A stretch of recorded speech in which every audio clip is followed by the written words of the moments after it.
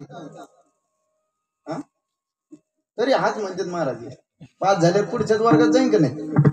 इथं 5G range ठेवा लागते. विठ्ठल विठ्ठल. 10वी 12वी कशी तरी पास होते आणि 10वी 12वी जर पास झालं तर त्याचा पुढं कोण्या कॉलेजला नंबर लागत नाही महाराज. कारण आर्ट केलेलं राहतं ना. मग आर्ट जर ज्यांनी ज्यांनी केलंय त्यांना मग आमच्यासारख्याकडे यावं लागत. बाबा एवढं पोरग घ्या समजत सांभाळा मग ते आमच्याच दैवाला आहेत महाराज. आपल्याकडे हुशार पोरं कोण आणतंय महाराज. विठ्ठल जरी हुशार पोरं शरद महाराज आपल्याकडे येत नाही. आपली माई इतकी श्रीमंत आहे बघा. जे अज्ञानी जे लोक आहेत अज्ञानी लाभावे सन्मार्गाशी. जे निर्बुद्ध लोक आहेत ज्यांना एक अक्षर सुद्धा 12 खडीतलं वाचता येत नाही आज ते माणसं ज्ञानेश्वरी पाठ करून येत महाराज. विठ्ठल किती माणसं दाखवू महाराज. आळंदीमध्ये किती माणसं दाखवू. आमच्या कोरडगावला सत्यविजय महाराज म्हणून होऊन गेले. तुम्ही नाव ऐकून असाल. त्या सत्यविजय महाराजांचा अख्खा गाथाची गाथा पाठ होता महाराज. नव्हे नुसता गाथाच नाही ज्ञानेश्वरी सुद्धा पाठ होती महाराज.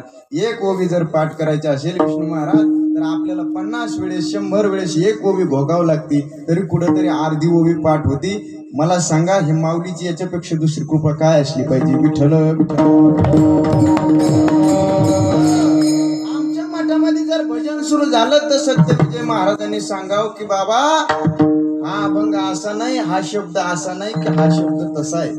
एका आंधळ्या माणसाने आपल्याला सांगावं की फार मोठी शोकांतिका आहे महाराज. अरे देवाने आपल्याला डोळे दिलेत, देवाने आपल्याला हात दिलेत, देवाने आपल्याला सुंदर पाय दिलेत महाराजांना.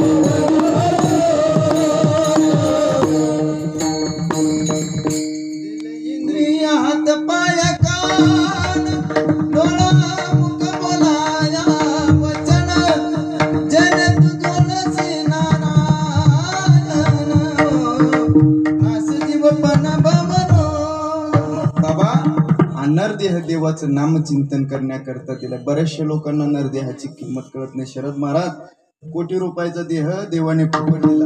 आमच्या आईचा दात खराब झाला होता 1-2 महिन्यापूर्वी. तो दात काढण्याकरता मी बिहानी डॉक्टरकडे गेलो. शेवगावला प्रसिद्ध डॉक्टर आहे दाताचं बरं का. आणि त्या बिहानी डॉक्टरकडे गेल्याच्या नंतर त्या बिहानी डॉक्टरला विचारलं मी की डॉक्टर साहेब माझ्या आईचा दात खराब झाला आहे, तो दात मला काढून टाकायचा. डॉक्टरांनी सांगितलं महाराज हा दात एक दात काढण्याकरता 2000 रुपये लागतील. मी म्हटलं ते काढलेला दात परत बसवण्याकरता डॉक्टर किती पैसे लागतील. तर डॉक्टरांनी दिलेलं उत्तर आहे महाराज दात काढण्याकरता 2000 रुपये लागतील आणि तो काढलेला दात नवा बसवण्याकरता दुसरा बसवण्याकरता एक 8000चा आहे, एक 12000चा आहे, एक 15000चा आहे आणि एक 20000चा आहे. मी म्हणलं आपल्याला खिशाला परवडून 8000चा आहे बरं का. मग मला सांगा एक दात बसवण्याकरता काढण्याकरता 2 आणि बसवण्याकरता 8 एकूण किती झाले 10,000 रुपये.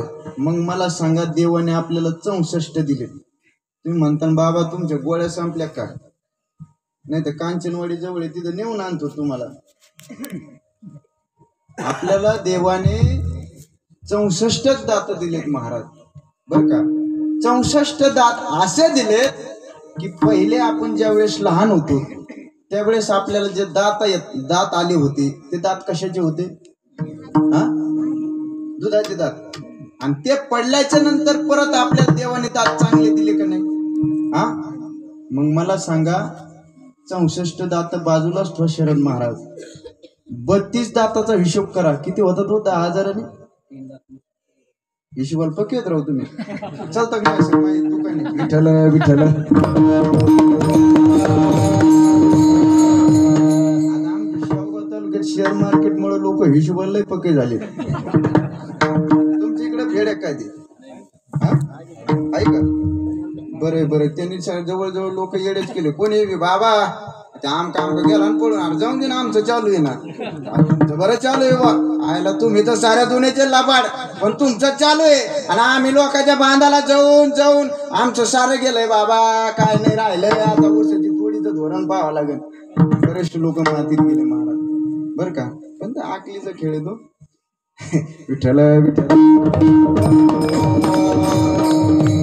असले म्हणजे हे ट्रेडिंग करणार आहेत बरं का. विठ्ठल विठ्ठल.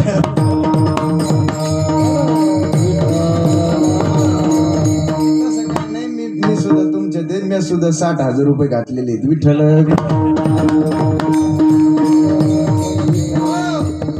32 दात देवाने दिलेत आपल्याला. त्या 32 दाताची किंमत 3,20,000. 64 दाताची किती?